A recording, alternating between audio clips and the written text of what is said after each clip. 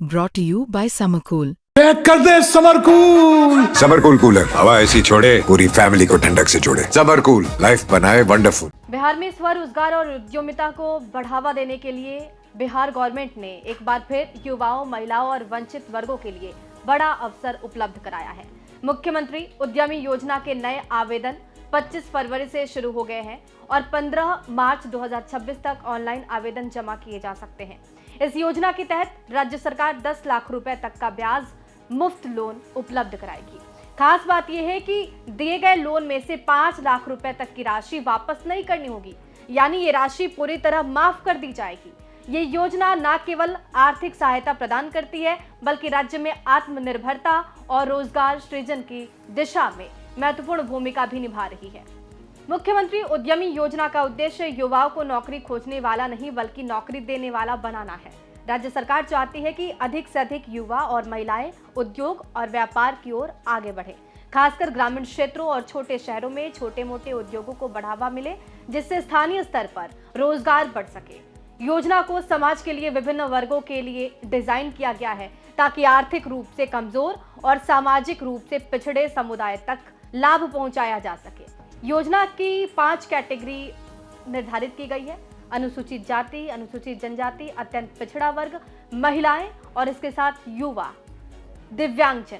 तो इन 5 कैटेगरी में इस योजना का लाभ दिया जाएगा। हर श्रेणी के लिए अलग अलग अनुदान है। प्राथमिकता और चयन प्रक्रिया के प्रावधान तय किए गए हैं, ताकि कोई भी पात्र व्यक्ति अवसर से वंचित न रह जाए। लोन और अनुदान की पूरी व्यवस्था, योजना के अंतर्गत मिलने वाला 10 लाख रुपए का लोन पूरी तरह बिना ब्याज दिया गया है। 5 लाख रुपए तक की राशि पूरी तरह माफ कर दी जाएगी। केवल 5 लाख रुपए वापस करने होंगे, वो भी बिना किसी ब्याज के। 10 लाख ले रहे हैं, 5 लाख ऐसे ही माफ है। हालांकि युवा उद्यमी योजना के तहत 1% ब्याज पर निर्धारित दर की गई है। अब इस तहत ये योजना जो है वो आर्थिक रूप से कमजोर स्टार्टअप्स और नए उद्यमियों के लिए बेहद ही सहायक साबित होगी।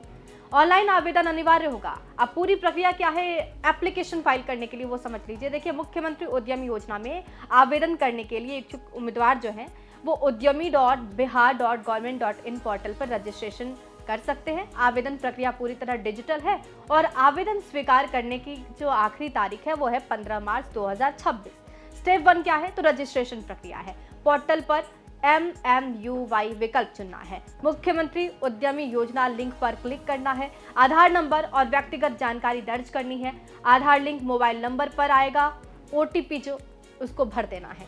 आपका रजिस्ट्रेशन यहाँ पर पूरा हो जाएगा। स्टेप 2 क्या है? तो आवेदन फॉर्म भरना है, मतलब यहाँ पर आप सबमिशन करेंगे। MMUY पोर्टल पर लॉगिन करना है। आवेदन फॉर्म में मांगी गई जितनी जानकारियां हैं उसको ध्यान से भरना है। आवश्यक दस्तावेज देखना है, उसको अपलोड करना है, फॉर्म सबमिट करना है। पोर्टल पर जमा किए गए सभी आवेदन पहले कंप्यूटराइज रेंडमाइजेशन प्रक्रिया से गुजरेंगे और इसके बाद मुख्यालय स्तर पर स्क्रूटनी की जाएगी। दस्तावेजों और पात्रता की पुष्टि होने पर ही लोन मंजूर किया जाएगा।